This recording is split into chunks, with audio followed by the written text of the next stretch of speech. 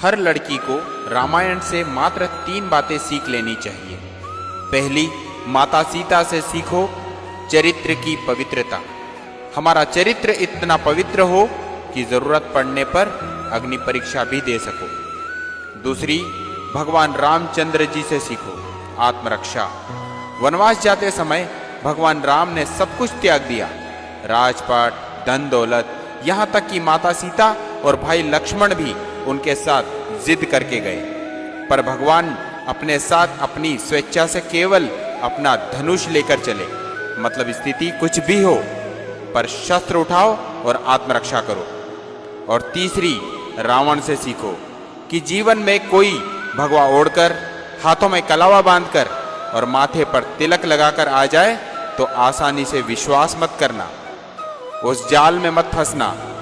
वो सनातनी के भेष में कोई जिहादी भी हो सकता है।